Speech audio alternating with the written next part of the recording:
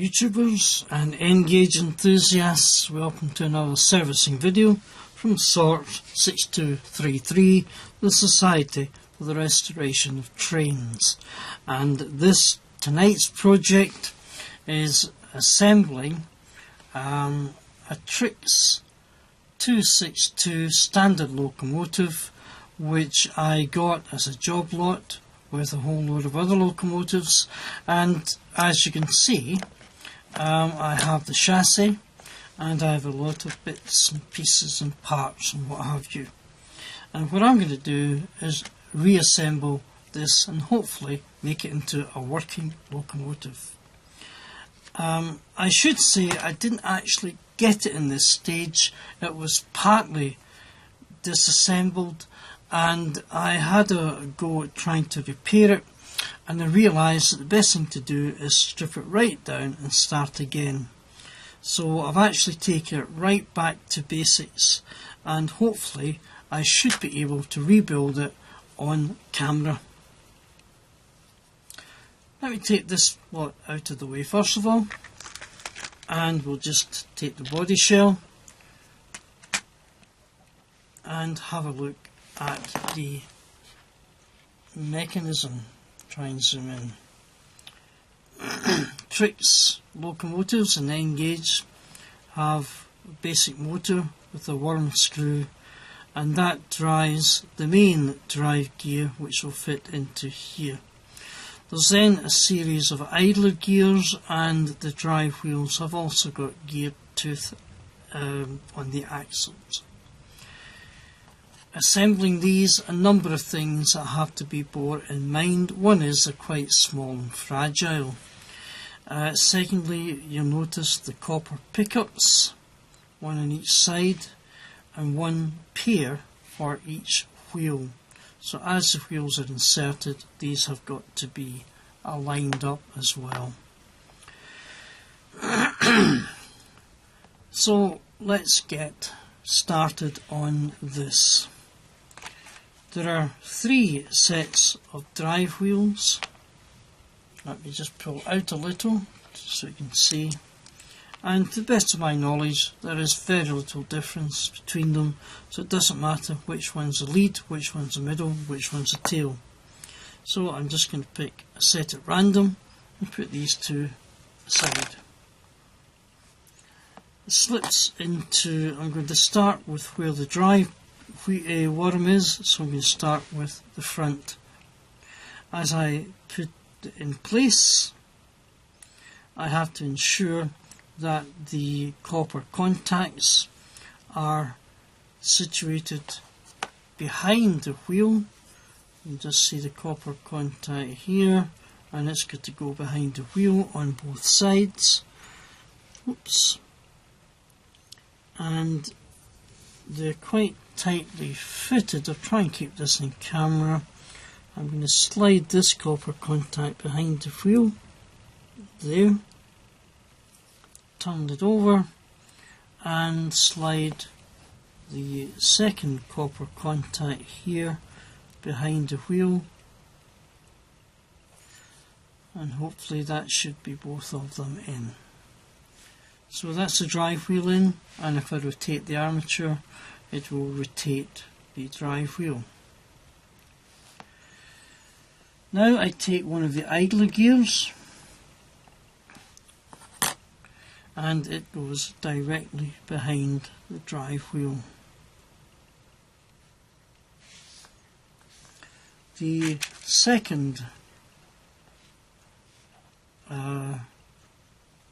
drive wheel, the second drive wheel will fit in behind.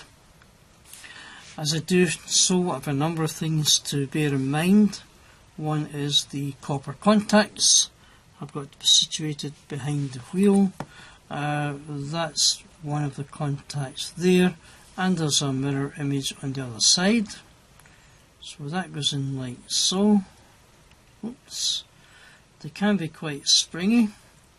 And the other one here behind the wheel. Good. And then I have to also make sure, and what's happened is that the contacts have come out behind the front wheel. So let me just correct that.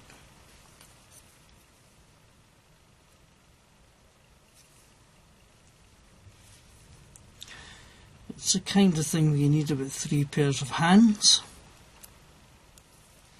all of course from N-gauge. The idler wheel has decided to come out, so I'll try and relocate that. And now I have to line up the wheels.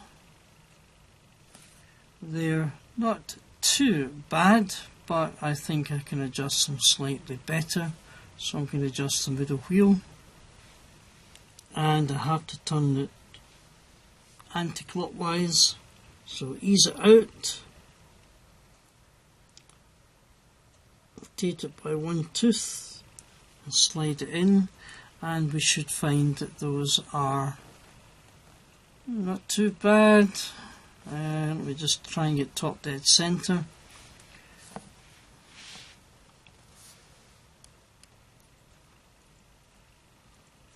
Sometimes easier to spot when it's top dead center. And yeah, they're not too bad. Keeping them in place, I now insert the second idler wheel behind the central drive wheel, and now I have to locate the third pair of driving axles. Trying to line that up with that, and that's roughly there.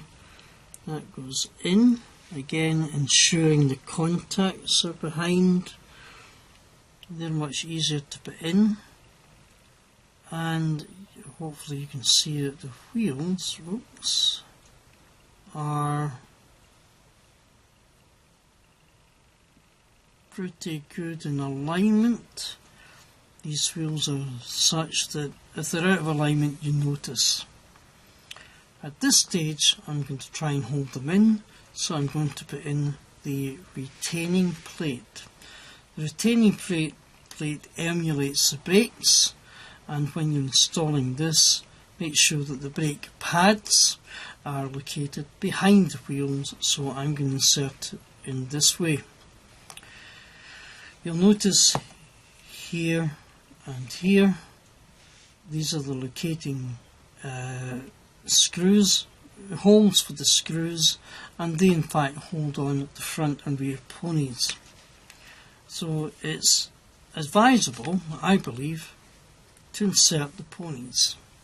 Again, I should pull out a little bit.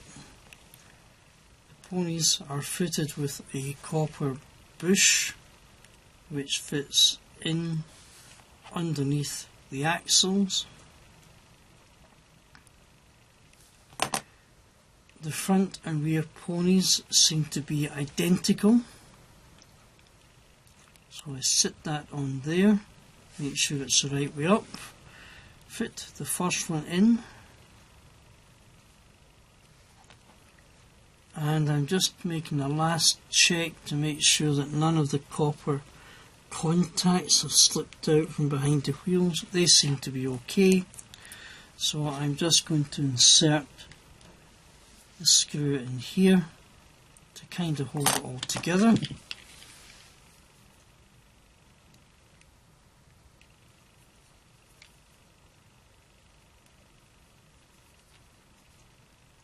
Not too tight, because I've got to get the rear pony installed as well. This is a rear pony. It should also have its own copper contact. It fits under the axle like so, and then if I just ease it under the retaining plate very carefully, and that should all fit in nicely. Again, I'm just going to make a quick check and make sure that none of the copper contacts have come out and that the wheel alignment has remained pretty true, and that looks good. So I can now insert the second retaining screw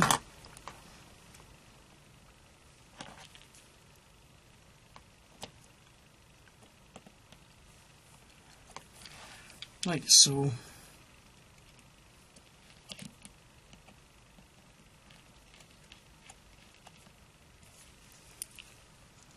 And like so. Not too tight, but tight enough. Keep tension and make sure the ponies are seated properly. They should be free to move when the screws have been replaced. At this point I can apply power and I should see some action from the front wheel. It's there, and have I got contact? Oops.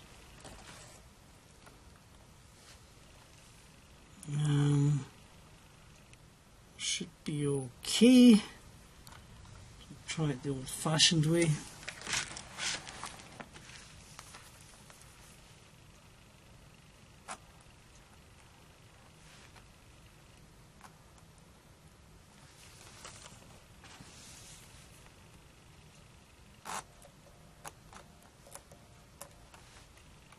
Well, I'm getting something happening.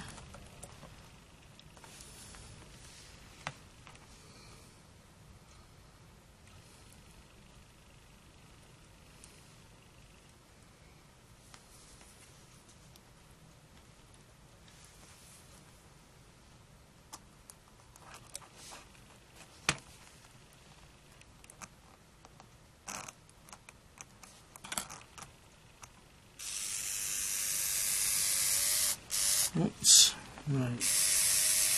At least I know the mechanism is working from the motor.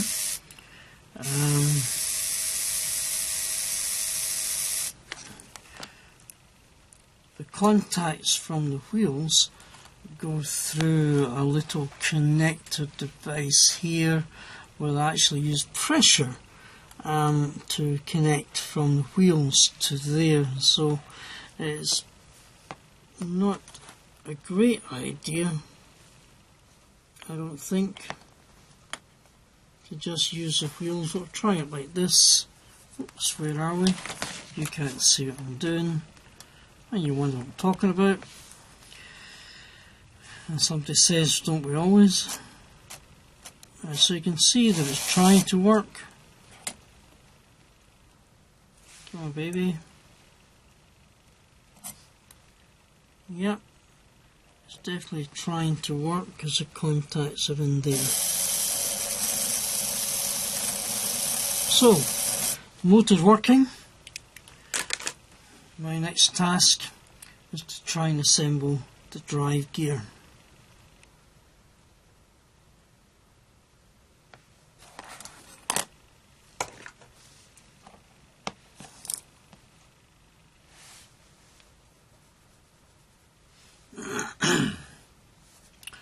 The drive gear comes in a number of parts. There's a con rod,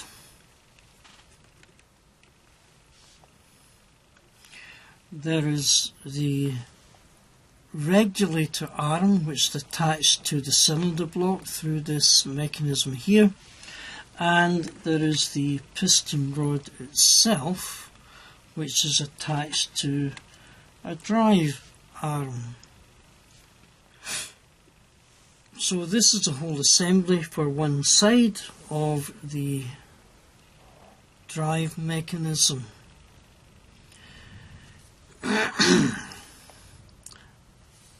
First task would be to install the con rod.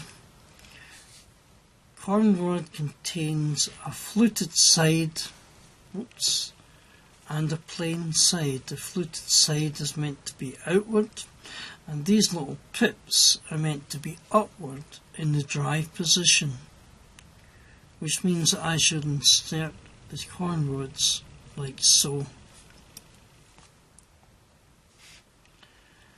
They're held on to the front and rear drive wheel by these little pins.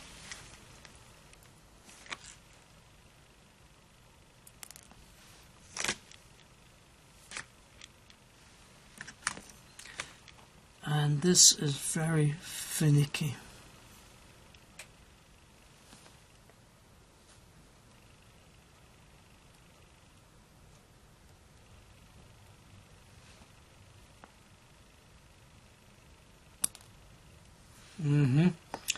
very finicky.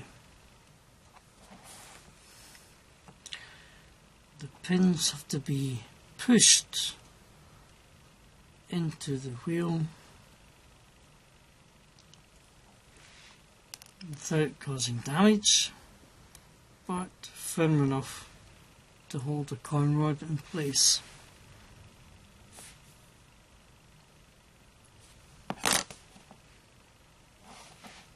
Like so.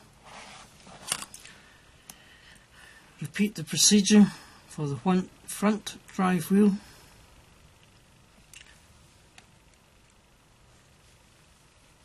The pin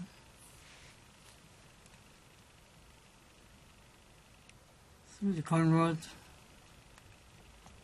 into the locating hole. Oops.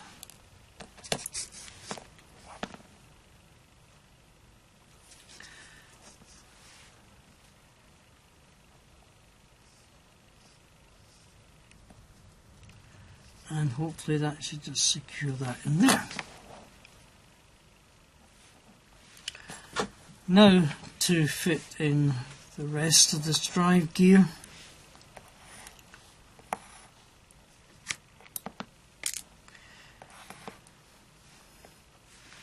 The piston rod comes in this form of a bent pin. It has to be inserted through this hole in the drive mechanism, comes down through. It's simply a case of manoeuvring it so that it comes out like so. The pin pointing down the way and aligning the drive arm so the fluted end is pointing up. Insert the drive arm onto the piston rod and then manoeuvre the piston rod so that the drive arm swings free. Piston rod will then fit into the cylinder block. Oops, it just needs a little bit of patience.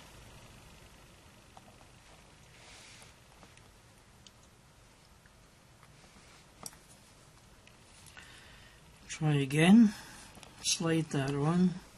This should move back so it becomes parallel to the coin rod, allowing the piston rod to fit into the cylinder block.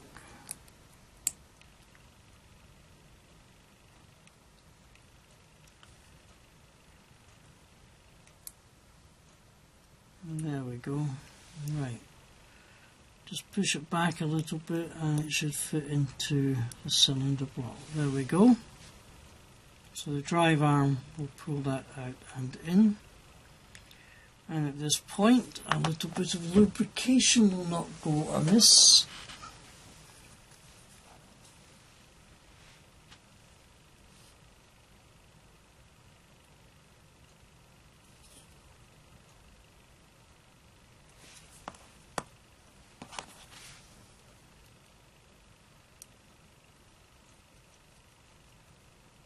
Excellent. Next task is to line the drive arm onto the centre wheel, and the regulator arm here has another hinged joint with the retaining pin as part of the hinged joint. And just make out that retaining pin there, and that's what holds the mechanism together.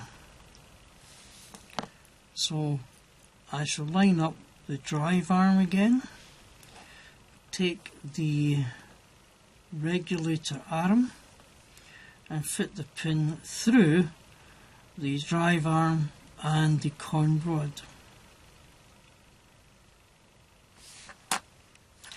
Now this part here has to be aligned roughly over the centre of the drive wheel, but I find it should really be about 10 degrees right of centre or 10 degrees ahead, depending how you look at it.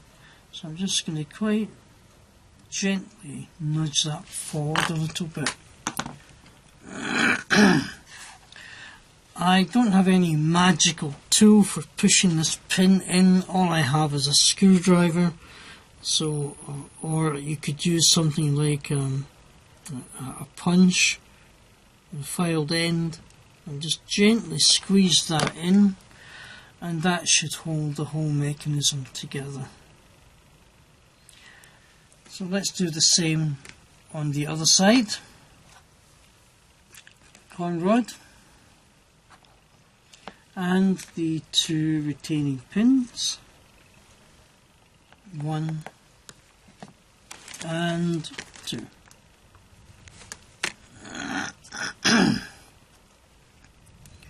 Keeping the fluted side out of the way, outside, and the little pips on the top. I'm going to fit this onto there. And pin through the coin rod into the wheel.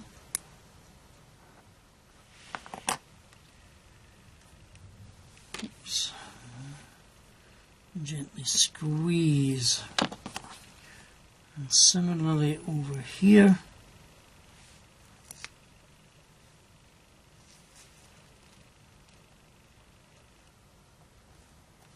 And again gently, gently squeeze.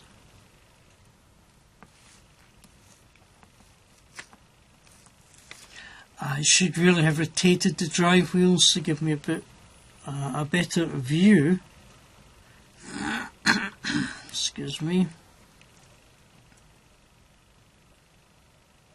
If this doesn't work, that's what I'm going to do. Let me just rotate these wheels a little bit so that I can see this way, and the other wheels come round. There we go. So take this one out of the way, coin rod in situ, and the pin, which you do not really want to lose at this stage, so just be careful they don't ping off somewhere, because they're not the easiest things to find, and I don't want to find that out by experience. Oops, it's moved again.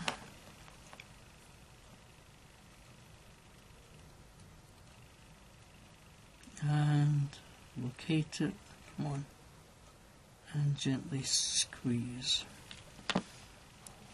There we go. Now for the piston rod and its drive arm.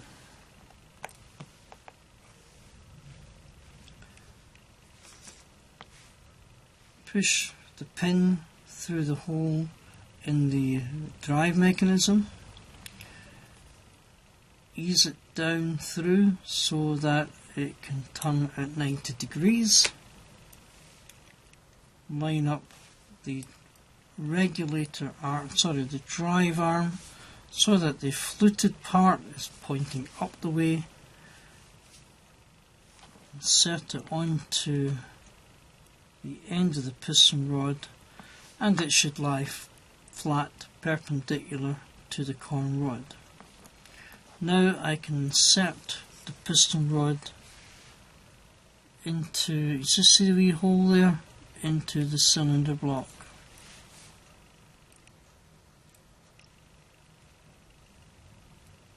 And if I can just ease that round again, that should line up pretty flat,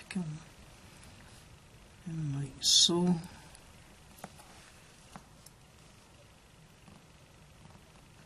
And there we have, that's what will happen when it's in motion. So, another little dab of the lubrication, and that should be us. There we go. So, again as before, I've now got to line up the coin rod, the drive arm, and the regulator arm. with the pin going through all three pieces.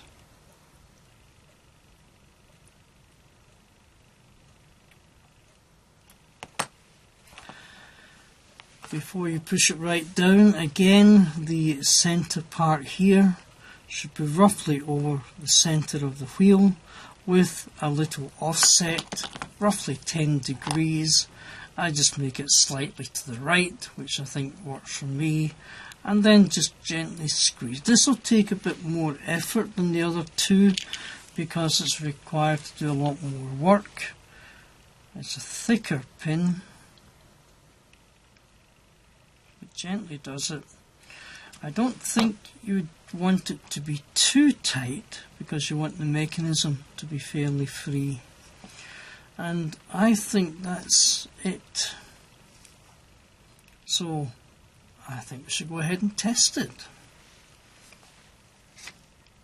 So I'll test it like this first of all and see what happens when I apply some power. Do it through the side of the motor first of all, here and here.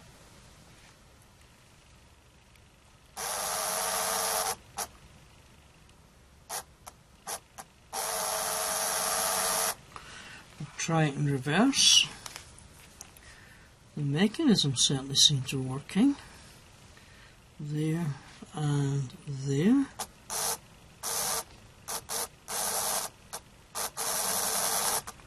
Wow, I'm very pleased with that because I had no idea whether this was going to work or not.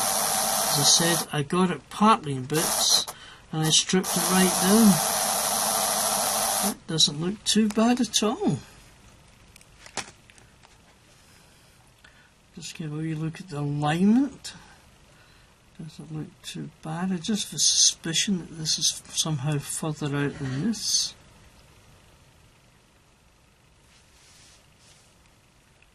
Doesn't look bad at all. I wonder what happened if I put it onto my rolling road.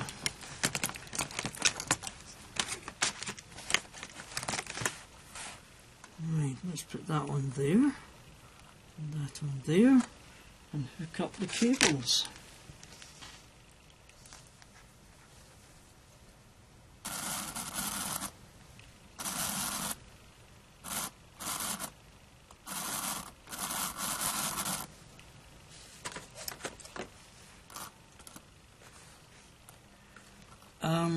I got this Marion Zeller rolling rod because it handled N-gauge, but I have to admit I'm not that entirely chuffed with it. You know, it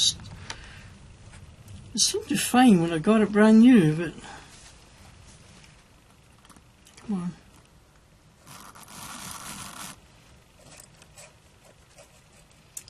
I think I might try another rolling rod later on. Anyway, I think we can see that that's actually working. Oh, I'm pleased with that. Considering the state I got it in, that's working pretty well. Guys, if you've been watching this and you get anything like this to work on, I hope I've been of help to you. I learned this just basically by experiences, by trying it, and although you saw me assembling it live on camera, really that was the first time I'd actually done that. But hopefully that will be of help to some people.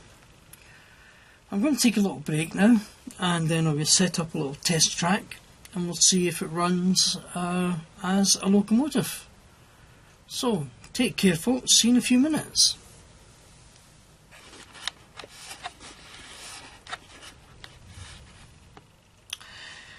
I put my little standard loco on a piece of flexi track because I don't have a proper test track at the moment, and I've tried her out and she's running very jerkily, which is a lot better than it was before, and I'm thinking maybe just needs a bit of running in, so I think we could call that quite successful. If she doesn't run too badly, at least it's better than not running at all.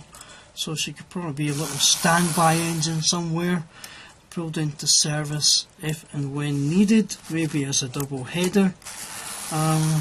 But I'm quite pleased that that's actually turned out like that. The body shell contains a couple of weights, so maybe you just need a little bit of pressure onto the rails to provide better contact, because it's not like double loco's direct contact.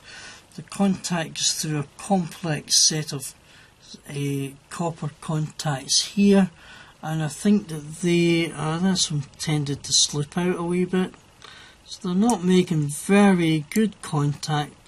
So I just have to line that a wee bit, hang on, in there, yeah, like that, which doesn't really help. It should be a better connecting system. But all in all, I think, considering what this started off as, I don't think it's doing too badly. Yeah, it's definitely trying to run. I think it maybe just a bit of running it in. So, last thing to do is just get the body shell on and see how it goes for there. So give me another couple of minutes, folks. To fit the body shell, if you look underneath, obviously the locomotive goes in here. These grey bits are like weights, and there is a front recess which I think is for a lamp, and if I take this any further I'll probably fit in an LED at some time. Because in the front of the locomotive, again, a matching recess and a little copper contact. You just see it standing up there, which I presume is for the back of a little lamp. I didn't get it with the locomotive, so I'll have to try and search maybe an old scrap machine. And the other thing I will point out is I don't seem to have buffers for this, either at the front or the back, and in fact I don't even have the smoke house door. What I do have is a retaining screw. So let's try and put this together. Fitting the locomotive, this is the rear end, goes in there, and it kind of slides down, quite neat fit. And I have to be careful about these contacts here, and there's also, I think in about here there's a little clip somewhere that holds the body shell on, so I very carefully I'm trying to ease it into the recess. Just heard it click in there on both sides. Yep, that's good. And then that's sitting pretty flush there. And this is all held together by a screw which fits in through here.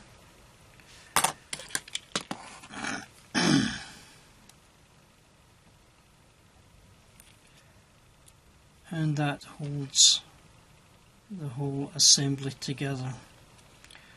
So I'm going to have to try and investigate the source of a smokehouse door and some buffers for this Trix standard loco. I'm going to give it another try onto my flexi track.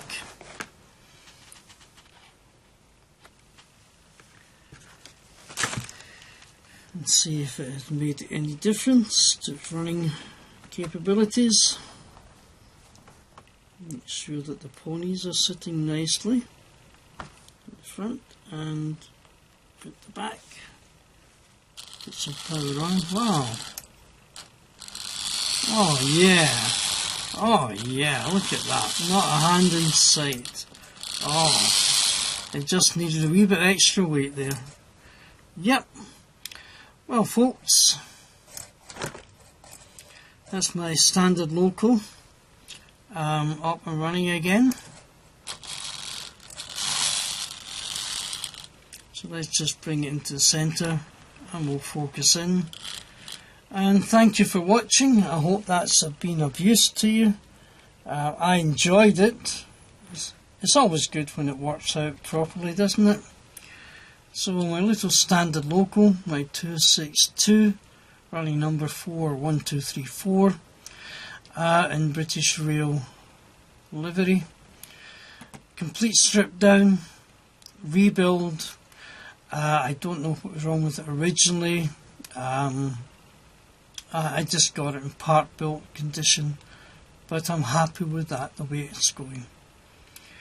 So if you like that, maybe you'll subscribe, hopefully favourably comment, and certainly I hope you'll like it. So until the next time, thanks so much for watching, and keep watching YouTube.